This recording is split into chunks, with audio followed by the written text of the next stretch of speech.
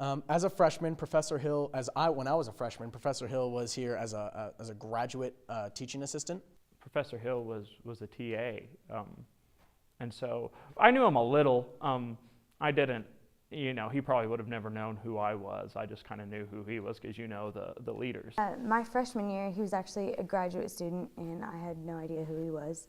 And I've asked him, I was like, did you even know who I was freshman year? And he was like, no, I had no clue. And I was like, that's fine, I was a freshman.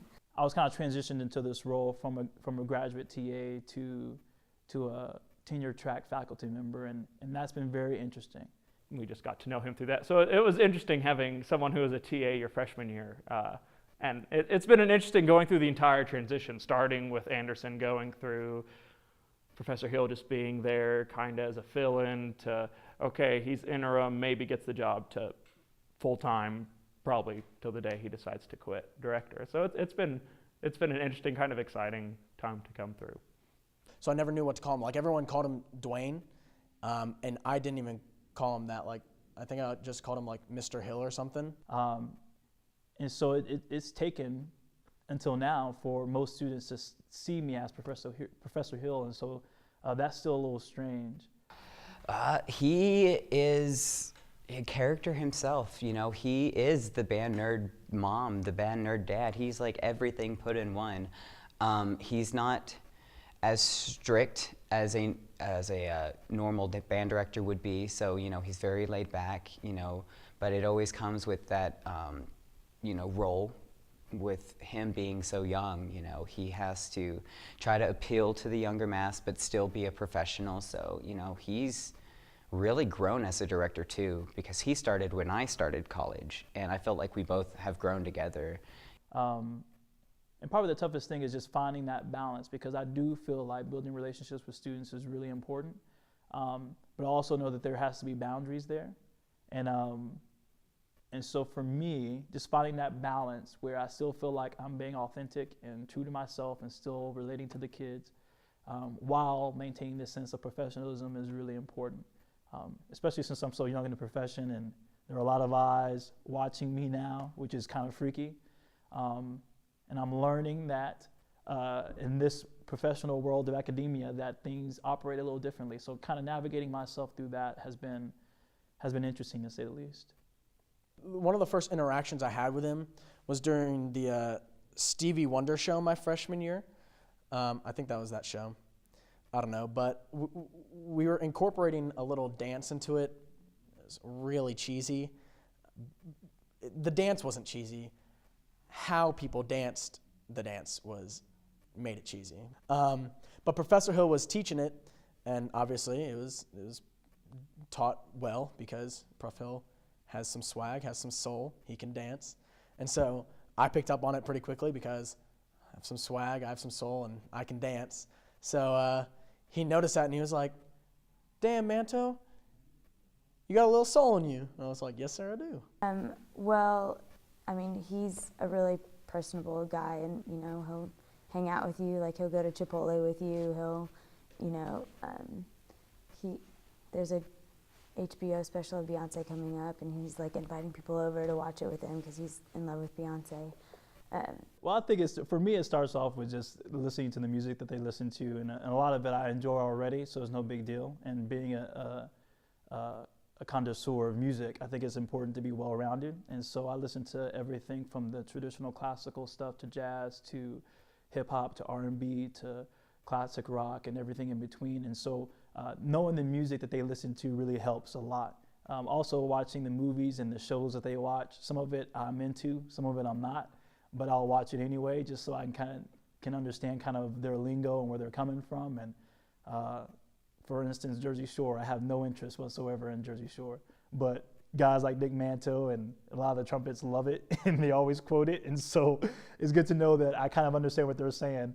They think they're talking in code, but a lot of times I kind of can figure it out. He's just been really very important role throughout my college career, especially. He's definitely taught me a lot about more than just music, about leadership and responsibility. I mean, I wasn't like irresponsible before I, worked with Prof. Hill, but.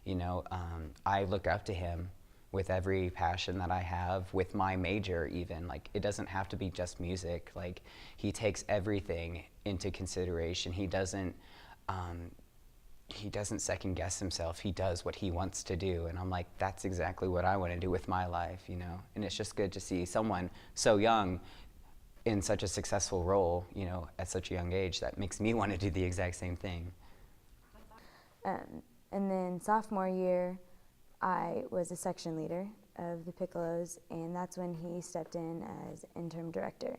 And so that's when I first went to leadership camp before summer band, and I really kind of got to know his style of leadership, his style of teaching.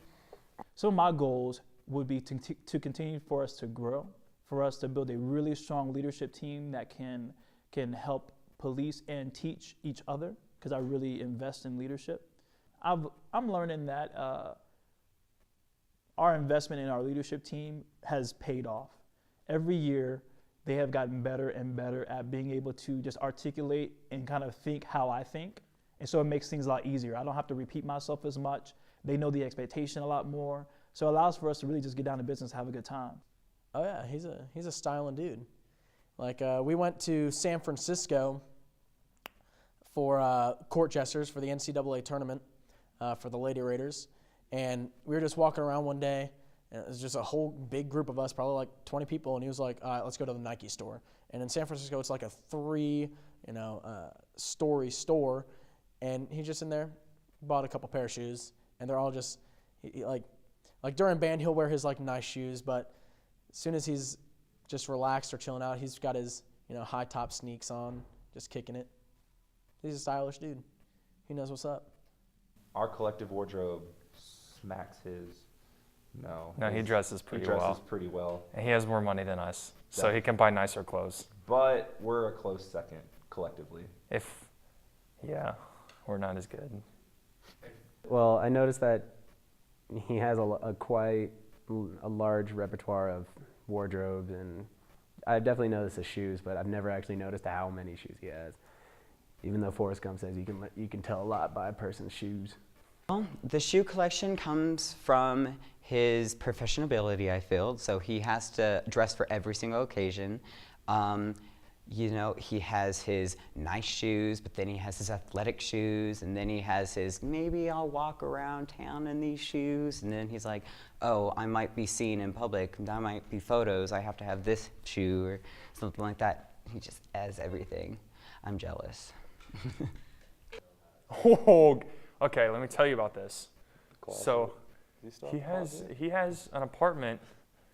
First story is like his own place. He's got one bedroom, and then he has this upstairs attic, and it's literally these like giant plastic containers that hold one pair of shoes, and they're just like stacks on stacks on stacks of shoes. Like he probably has like 50 pairs of shoes, and like he hasn't worn half of them ever. He just like has them. Me and some friends went over and we watched, I don't even remember what we watched, and so I went to his apartment and I saw all the food, with all the cereal and stuff that would be in a pantry on top of his refrigerator, and I was like, all your food's there, what do you keep in the pantry? And he's like, oh, just my shoes. And I was like, but there's shoes all along the entryway as well. Yeah. Okay, that's fine. Because he just buys his own food and doesn't cook. Because he doesn't know how. And buys shoes. I don't know if that's true. I just made that up. But he has a lot of shoes. He has a lot of shoes. More than us. Well, here's the thing. I don't cook at all. Like, I mean, even from a young age. Let me tell you the story. When I was a kid, my mom made some pork chops, right? And she loves salt, and I hate it. And she put way too much salt on these pork chops. And so when I took a bite, I was like, this is gross. Like, this is nasty. And she was like, well, if you don't like my cooking, you can make your own food, or you can go buy your own food. I was like, okay. And so she stopped cooking as much food. And so I would just like go to McDonald's and get like a cheap meal, or go to Wendy's, or just eat a bowl of cereal. So I never learned how to cook, which is kind of sad. Fast forward to now, I still don't know how to cook.